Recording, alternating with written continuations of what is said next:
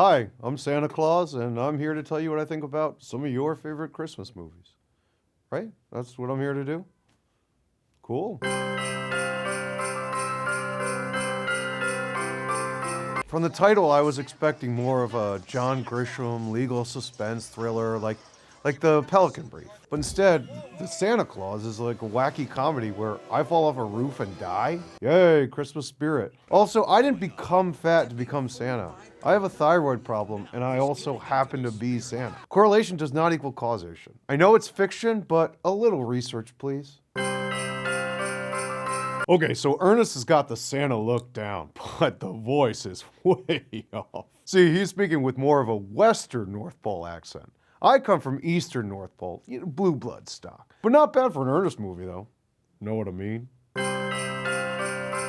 Holiday Inn is a true masterpiece. Featuring classic songs like White Christmas, I wouldn't change a thing about it. Okay, maybe that. It was a different time. Blackface, not a good use of the coal in your stockings. So Santa shows up, but are the people grateful? No. They try to lock him up. Could someone say witch hunt? Oh, and remember, kids, never talk to the police without a lawyer present. I'm jolly, not stupid. Love Actually. Well, actually, there are parts I really like, and there are parts I do not. You try to hook up with your best friend's wife on Christmas? What are you doing, Rick Grimes? You might as well write your own darn name on the naughty list. Also, why would you start off a romantic comedy by mentioning 9/11? Overall, it's a disjointed mess. Okay, I'm sorry if I'm beating up on the Santa Claus, but I have the magical abilities to squeeze through chimneys and visit all the homes around the world in one night, yet I can't handle walking on a roof? You know why you don't see iPhone videos of Santa falling off roofs? Because I don't fall off roofs. I used to love A Christmas Story, but they play it so much. I can't stand seeing it anymore. It's like the Maroon 5 of Christmas movies. Oh, love Adam Levine on The Voice, though. When he and Christina Aguilera go back and forth, they're friends, I know. Yes, Die Hard is a Christmas movie. And a fantastic one at that. Yippee-ki-yay, Father Christmas. How the Grinch Stole Christmas. So, Jim Carrey is fantastic as the Grinch, but this movie came out right before he hooked up with Jenny McCarthy and became an anti-vaxxer. Now, when I see the movie, all I can think about is children unnecessarily stricken with measles and whooping cough and rubella. Santa hates getting letters from sick kids. Oh, make me feel better, make me feel better. Maybe don't send me letters with your sick hands.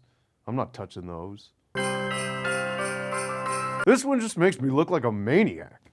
Yes, biopics take creative license, but the claymation is the least fake part of this whole film. Right off the bat, they have me crapping on Rudolph just because his nose is different?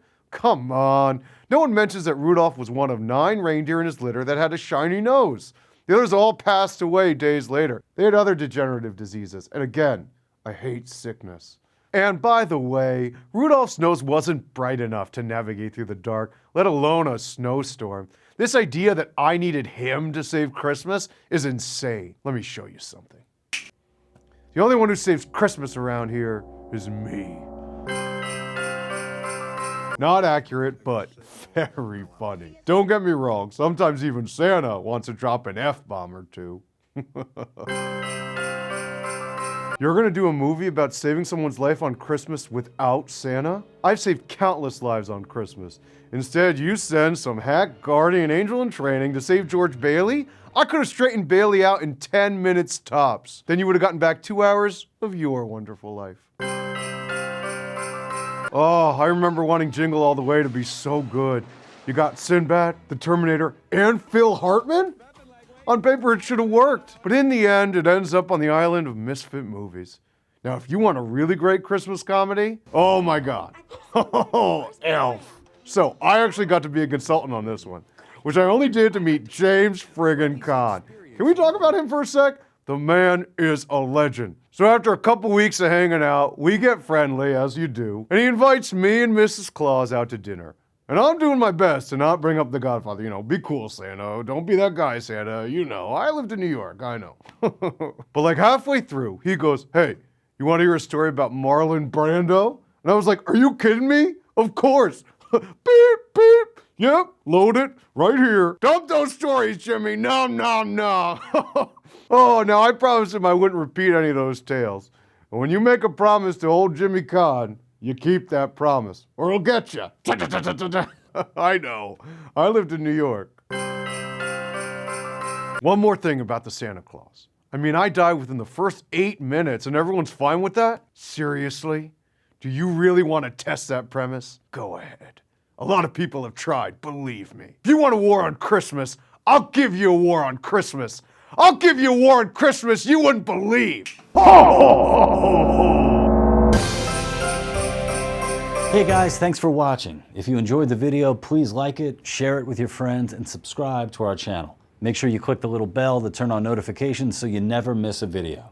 And if you really like the video, you can even support We the Internet TV on Patreon. Check out the link in the description below.